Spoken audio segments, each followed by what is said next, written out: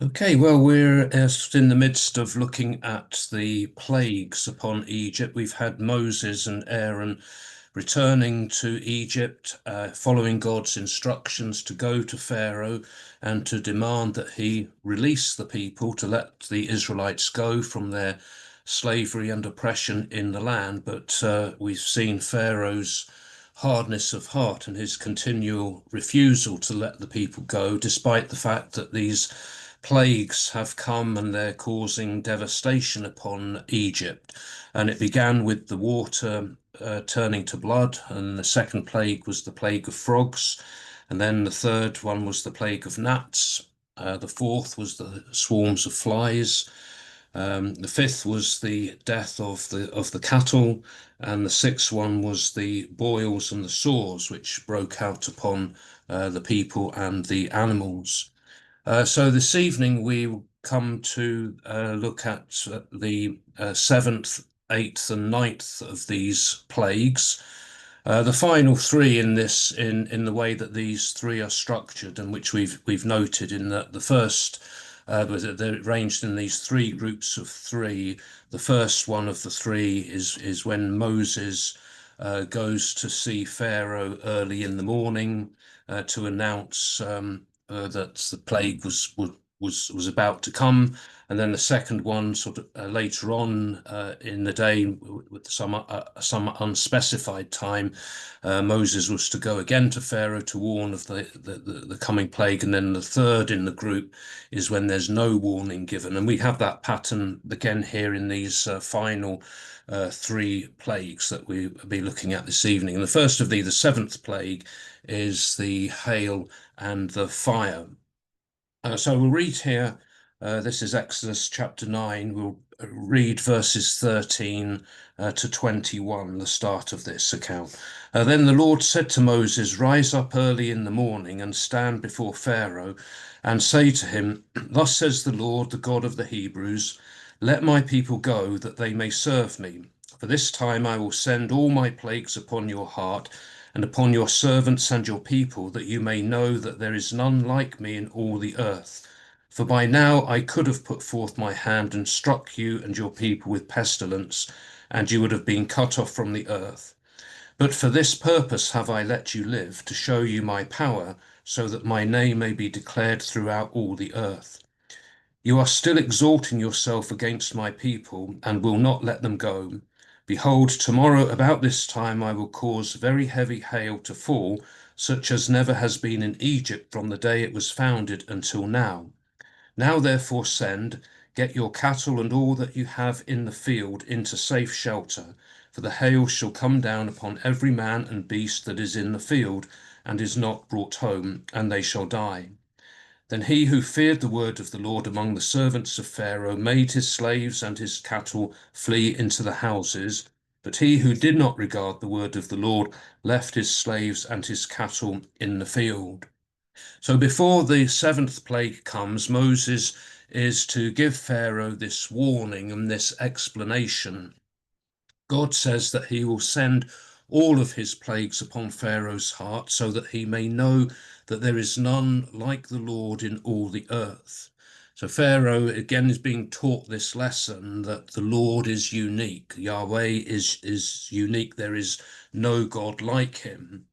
And God tells Pharaoh here that by now he could have struck Pharaoh and his people with pestilence, and they would have been cut off from the earth. So God could have dealt with this in one blow upon Pharaoh, but he hasn't dealt with it in that way. God's purpose in letting Pharaoh live and to go through this series of plagues is so that he may see the power of God, and that the Lord's name might be proclaimed throughout all the earth.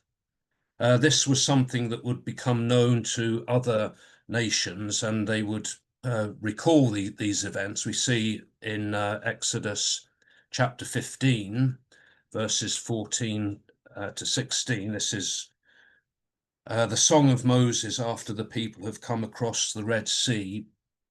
And in chapter 15, verse 14, Moses says, "The peoples have heard, they tremble. Pangs have seized on the inhabitants of Philistia. Now are the chiefs of Edom dismayed, the leaders of Moab trembling seizes them, all the inhabitants of Canaan have melted away. So it refers there to the effect that these events have had upon these surrounding nations. So the Philistines, the Edomites, the Moabites, and the Canaanites all are trembling because they know of what the Lord has done there in Egypt. And then in Joshua chapter 2, verses 9 and 10, this is in the case of Rahab here, when the spies had gone into the land to spy out Jericho, and Rahab has given the spies safety, shelter, and she says to them in Joshua chapter 2, verse 9, she says to the spies, the Israelite spies, I know that the Lord has given you the land and that the fear of you has fallen upon us, and that all the inhabitants of the land melt away before you. For we have heard how the Lord dried up the water of the Red Sea before you when you came out of Egypt, and what you did to the two kings of the Amorites that were beyond the Jordan, to Sihon and Og, whom you utterly destroyed. So again, news of those events has spread and become known there in Jericho to the people in Jericho. And then in Joshua chapter 9, verse 9 as well, this is concerning this group of people called the Gibeonites, who are trying to avoid being destroyed by the Israelites here. And Joshua asks them, who are you and where have you come from? And they said, from a very far country your servants have come, because of the name of the Lord your God, for we have heard a report of him and all that he did in Egypt. So again, that news has spread. And then in 1 Samuel chapter 4, verse 8, even in the time of Samuel here, people were still talking about it. In 1 Samuel chapter 4, verse 8.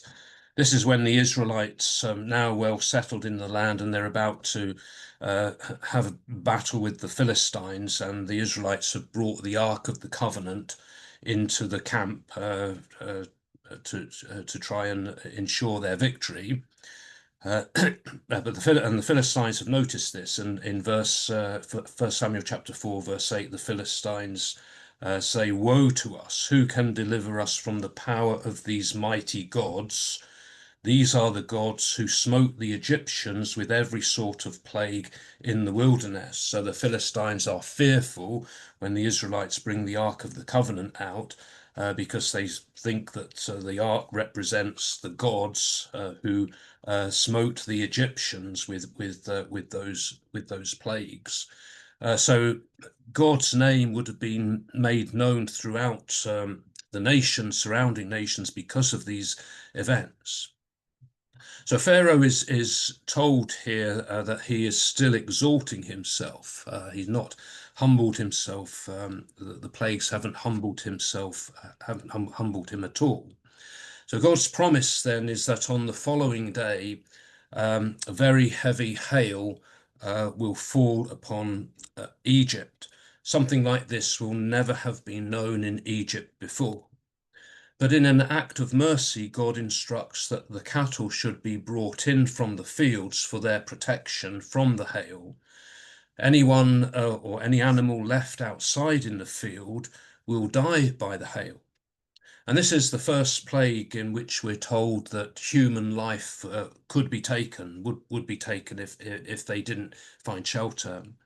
The other plagues that have occurred have made life miserable and difficult for the Egyptians, but so far none have died as a direct result of those plagues. This is the first one which will take human life. The warning was taken seriously by some of the Egyptians. In verse 20, we're told, by those who feared the word of the Lord. So there were some who took note of this, and they acted. They brought their cattle in and they brought their slaves inside for protection. But there were others who ignored it. They didn't fear the word of the Lord, and so they didn't do anything. They left their cattle and their slaves outside in the fields, and they would suffer the consequences of that. So we'll read on here verses 22 to 26 in Exodus chapter 9, and the account continues. And the Lord said to Moses, "Stretch forth your hand toward heaven, that there may be hail in all the land of Egypt, upon man and beast and every plant of the field throughout the land of Egypt." Then Moses stretched forth his rod toward heaven, and the Lord sent thunder and hail, and fire ran down to the earth. And the Lord rained hail upon the land of Egypt. There was hail and fire flashing continually in the midst of the hail, very heavy hail, such as had never been in all the land of Egypt since it became a nation. The hail struck down everything that was in the field throughout all the land of Egypt, both man and beast, and the hail struck down every plant of the field and shattered every tree of the field. Only in the land of Goshen, where the people of Israel were, there was no hail. So the plague comes when Moses stretches forth his rod toward heaven. And what happened is described there in verse 23, that the Lord sent thunder and hail, and fire ran down to the earth.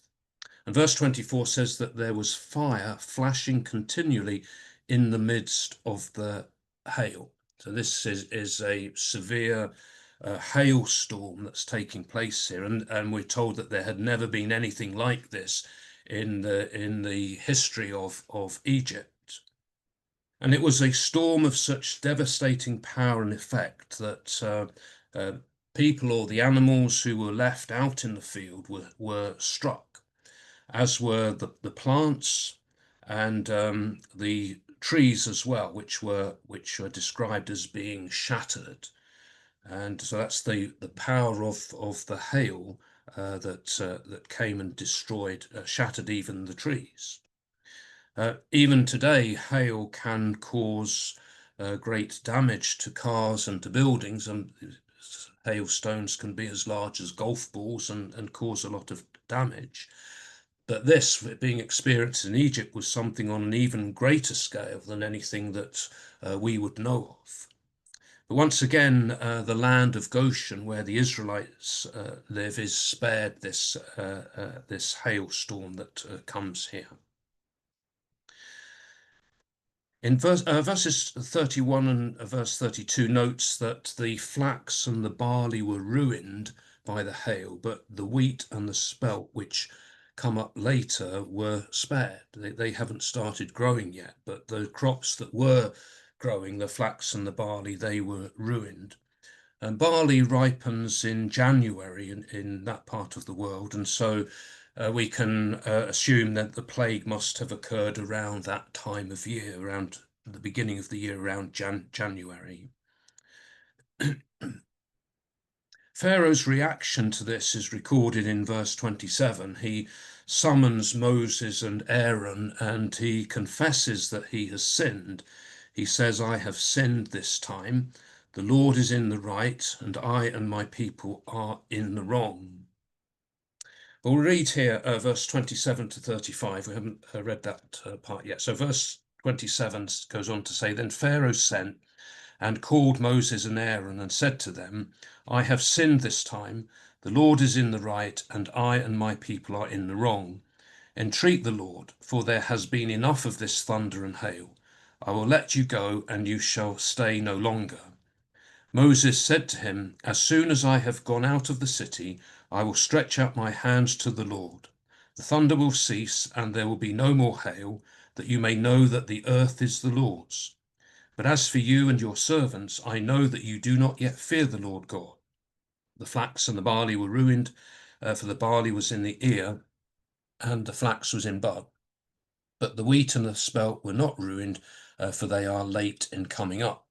So Moses went out of the city from Pharaoh and stretched out his hands to the Lord, and the thunder and the hail ceased, and the rain no longer poured upon the earth. But when Pharaoh saw that the rain and the hail and the thunder had ceased, he sinned yet again and hardened his heart, he and his servants. So the heart of Pharaoh was hardened, and he did not let the people of Israel go, as the Lord had spoken through Moses.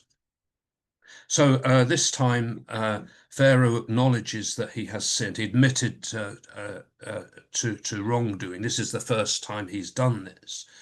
But his confession is limited. He said, this time, I have sinned this time. He doesn't refer to the earlier occasions. And he also acknowledges that the Lord is in the right, or the Lord is righteous. Again, this is an improvement upon his earlier refusal to even acknowledge the existence of the law. When Moses had first gone to him, he'd said, who is the Lord that I should obey him? I don't know who the Lord is. But now at least he is acknowledging the existence of the Lord and acknowledging his sin. However, we can perhaps doubt the sincerity of his confession. It's because it's not a confession that leads to any change, any positive change in his behavior. So Pharaoh asks Moses then to entreat the Lord, or to pray to the Lord. Pharaoh's had enough of this storm, the thunder and the hail and the rain, and he promises again to let the people go. Moses says that when he leaves the city, he will stretch out his hands to the Lord to bring this storm, the hail and the thunder, to an end. And by this, again, Pharaoh will know that the earth is the Lord's, that the Lord is in control of these things. But then Moses adds the remark that he knows that Pharaoh and his servants do not yet fear the Lord God. So nothing will have changed there. So the plague comes to an end then, but Pharaoh sinned again. He hardened his heart and he would not let the people go. In this plague, we see once again the failure of the Egyptian gods to protect the people, their crops and their land. And so the plague would have brought further economic disaster to the land, with these with crops being destroyed by this great hailstorm that has hit the land. We come then to the 8th plague in chapter 10, verses 1 to 20, which is the locust plague. We'll read here chapter 10, verses 1 to 6. Then the Lord said to Moses, go into Pharaoh, for I have hardened his heart and the heart of his servants, that I may show these signs of mine among them, and that you may tell in the hearing of your son and of your son's son how I have made sport of the Egyptians and what signs I have done among them, that you may know that I am the Lord. So Moses and Aaron went into Pharaoh and said to him, thus says the Lord, the God of the Hebrews, how long will you refuse to humble yourselves before me?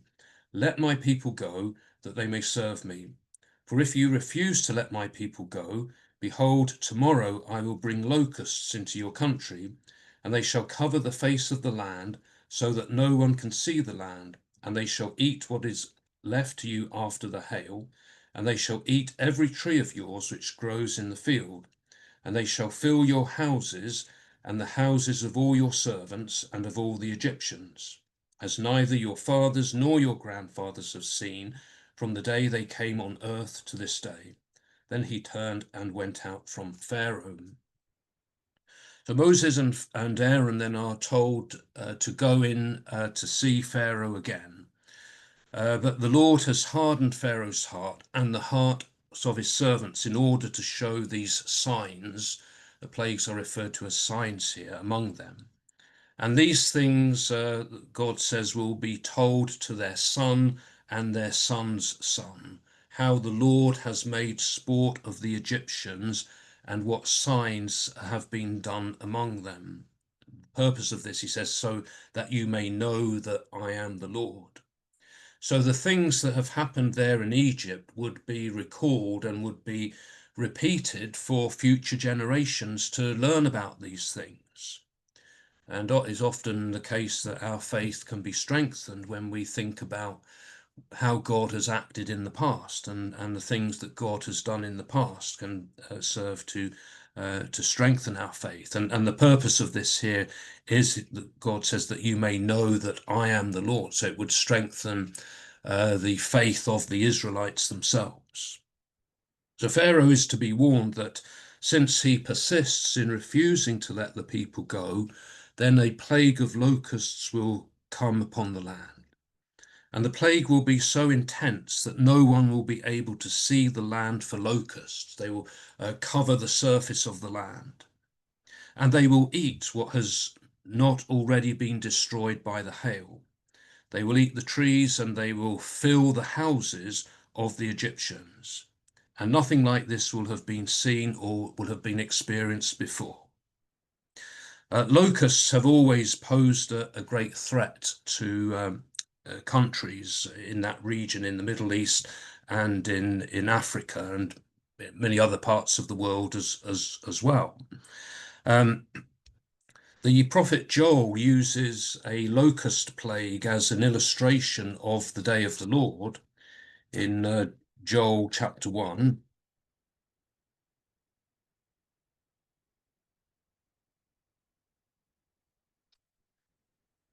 Joel chapter 1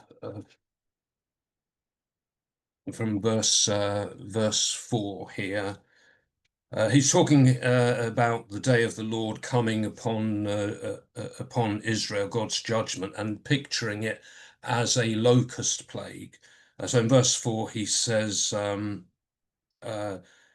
well, verse 3, he said, tell your children of it, let your children tell their children and their children another generation. Again, it's nothing like this has happened before. And then just what the cutting locust left, the swarming locust has eaten. What the swarming locust left, the hopping locust has eaten. What the hopping locust left, the destroying locust has eaten. And then in verse 5 says, awake, you drunkards, and weep and wail, all you drinkers of wine, because of the sweet wine, for it is cut off from your mouth. For a nation, this is referring to the locusts, likened to a nation, for a nation has come up against my land, powerful and without number. Its teeth are lion's teeth, and it has the fangs of a lioness. It has laid waste my vines and splintered my fig trees. It has stripped off their bark and thrown it down. So he goes on to describe the effect of this locust plague that is coming as this picture of this judgment to come. And then in chapter 2 of Joel as well, verse 3, again, you read the whole passage really to get the full picture. But chapter 2, verse 3 says, again, speaking of the effect, and the fire devours before them, and behind them a flame burns up. The land is like the Garden of Eden before them, but after them a desolate wilderness, and nothing escapes them. So the picture there is of the locusts. Ahead of the land, ahead of the locusts is like the Garden of Eden, with green vegetation, but once they've been through, behind them they leave behind a wilderness, a desolate wilderness. This is the devastation that a locust plague can cause. And it would bring disaster and famine to a land. And throughout history, there have been records of locusts moving through Africa and other places. During the 1930s and 1920s and 30s, there was a locust plague in Africa which lasted for 14 years. An adult locust weighs about 2 grams and is capable of eating its own weight daily. 1 square mile of a swarm can consist of between 100 million and 200 million locusts. Swarms can cover an area of more than 400 square miles. They fly at a speed of 10 to 12 miles an hour for 20 hours, and depending on wind conditions, they can travel up to 60 miles in one day. So they cause great devastation. I've got an article I cut out from a newspaper. This was back in 1986, which has the headline, Plague of Locusts Looms Over Africa. Speaking in 1986, a plague spreading from Africa, from the Red Sea down to South Africa.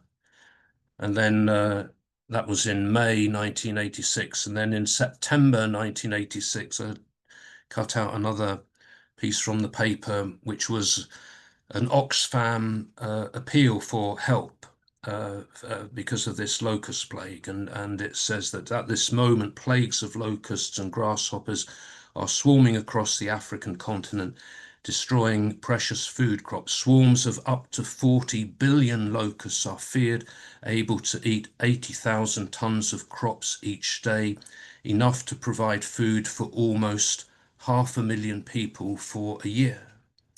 And that plague spread through, south of the Sahara and down towards South Africa there. And then more recently, there was a plague in 2004 affecting Northwest Africa, and in 2013 in Madagascar as well. So these locusts can cause this great devastation.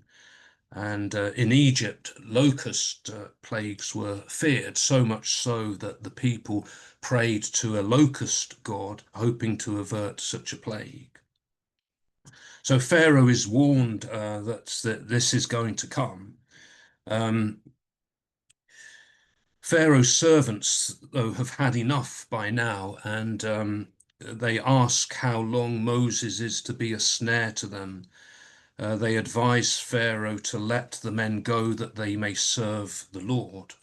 And with despair, they ask Pharaoh, do you not yet understand that Egypt is ruined?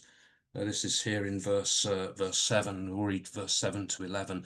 And Pharaoh's servants said to him, how long shall this man be a snare to us? Let the men go that they may serve the Lord their God. Do you not yet understand that Egypt is ruined? So Moses and Aaron were brought back to Pharaoh, and he said to them, go serve the Lord your God, but who are to go? And Moses said, we will go with our young and our old, we will go with our sons and daughters, and with our flocks and herds, for we must hold a feast to the Lord. And he said to them, the Lord be with you if ever I let you go and your little ones go. Look, you have some evil purpose in mind. No, go, the men among you, and serve the Lord, for that is what you desire. And they were driven out from Pharaoh's presence. So Pharaoh's servants understood the seriousness of the situation, and they say to him, do you not yet understand that Egypt is ruined? So the cumulative effect of the plagues has brought total devastation and ruin to the land of Egypt. And the last thing they would want now would be a plague of locusts. Perhaps in an effort to retain some pride, Pharaoh offers a compromise. So Moses and Aaron are called back, and Pharaoh says that they can go and serve the Lord, but he asks who are to go. And Moses says everyone must go. The young and the old, the sons and the daughters, the flocks and the herds. He says, for we must hold a feast to the Lord. Pharaoh reacts angrily, and he accuses Moses of having some evil purpose in mind. So he will not allow the young ones to go. He says only the men can go. So allowing just the men to go would ensure then that they would return to their families. In effect, he's keeping the children and the women as hostages so that the men will come back. And Moses and Aaron are then driven out from Pharaoh's presence if they're forcibly ejected.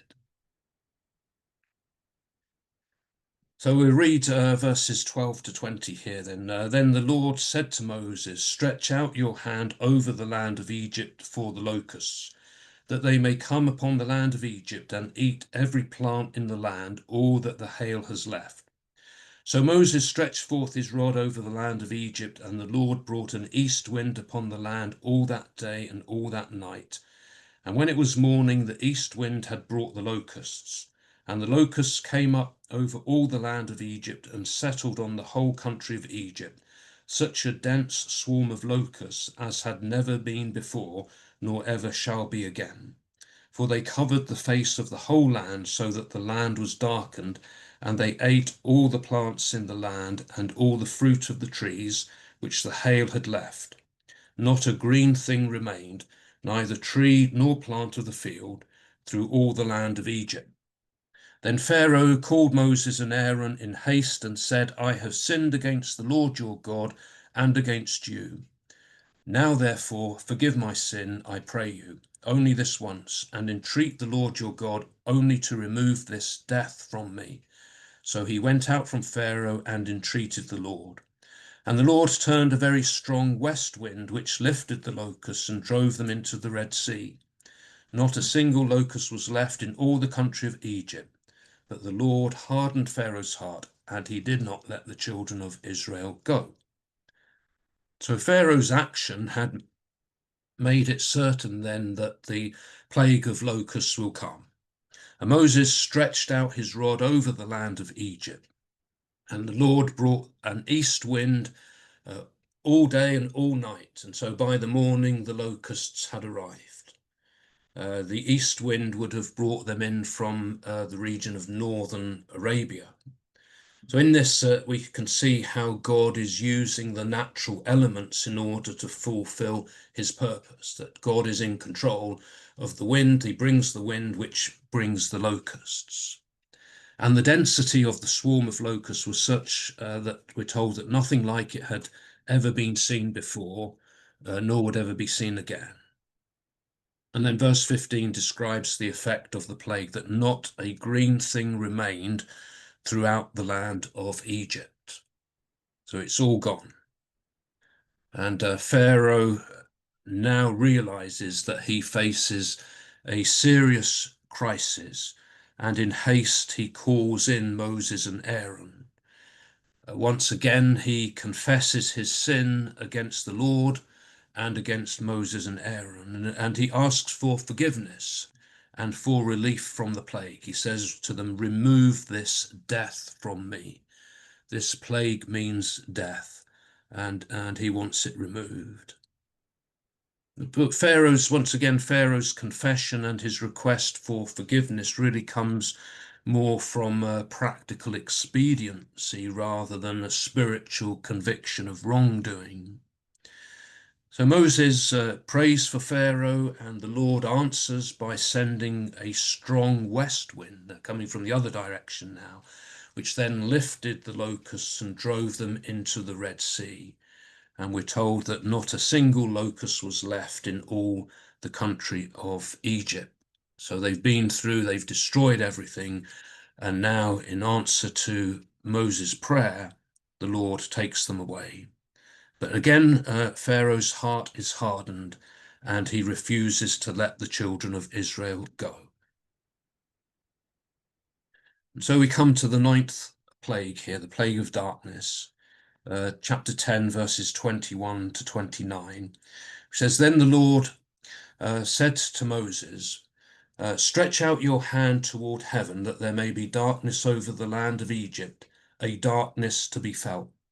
So Moses stretched out his hand toward heaven, and there was thick darkness in all the land of Egypt 3 days. They did not see one another, nor did any rise from his place for 3 days. But all the people of Israel had light where they dwelt. Then Pharaoh called Moses and said, Go, serve the Lord.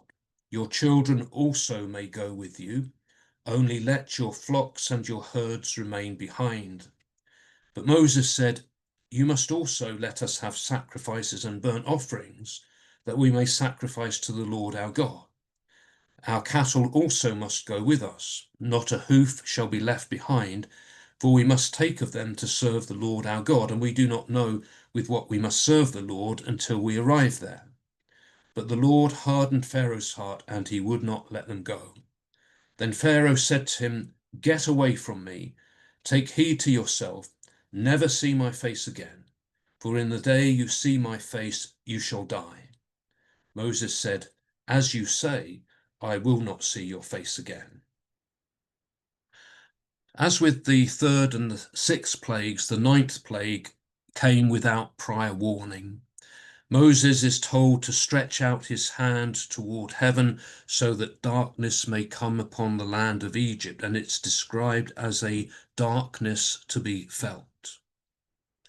Often when it's dark, we still see a little bit of light. If you've at night time you draw the curtains, or you go to bed at night, draw the curtains, and there's still a bit of light coming through from the street lamps or something. But this is a darkness which is described as a darkness to be felt. If you've ever been into a mine or into a cave where when the lights are turned out and it's that complete darkness.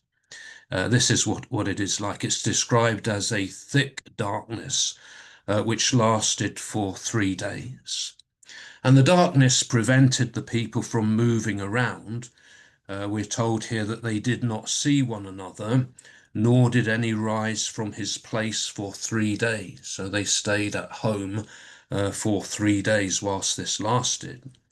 But the Israelites, though, they still had light in the land of Goshen where they were living.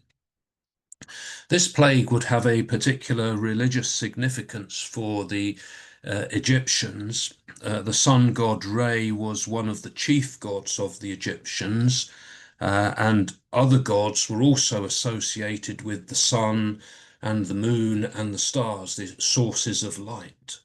So the darkness demonstrates the failure and the powerlessness of all of these gods. Uh, Pharaoh reacts to this by again calling in Moses, telling him now that the people and their children can go and worship the Lord, but they must leave their flocks and their herds behind. So each time he makes some sort of further concession. This time, okay, the children can go, but you have to leave the flocks and herds behind. And again, he may be doing this to ensure that the Israelites would return. They would come back to tend to their flocks and herds.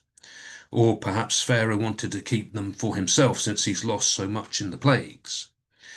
But again, Moses stands firm. He rejects the offer, saying that they must take their animals with them so that they can sacrifice to the Lord, and they won't know what animals they will use as sacrifices until they get there.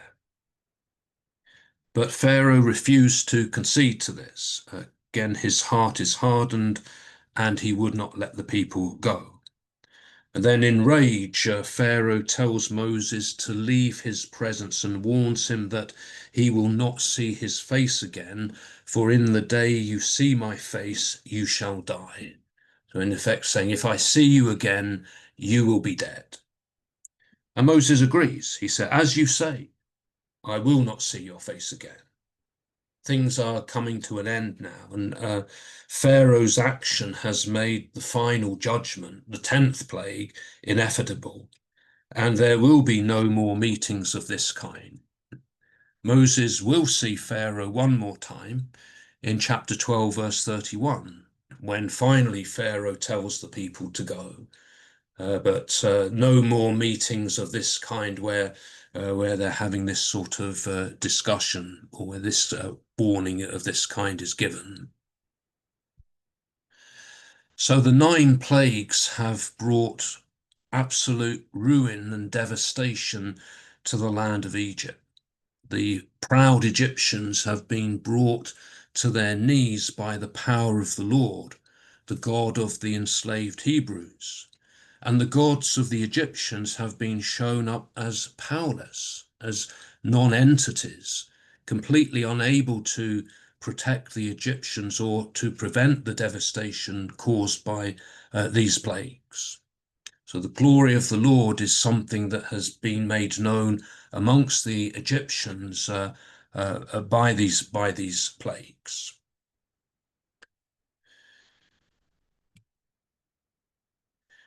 So one question perhaps to think about from what we've looked at this evening, how will remembering what the Lord has done for us strengthen our faith? This was what Moses was told, that the purpose of the plagues was so that people would remember the Lord and remember what he had done. And how can we apply that to our own lives and when we remember the things that God has done for us? So next week we'll be looking at the 10th, the final plague, would be the death of the firstborn. But we will stop here for this evening.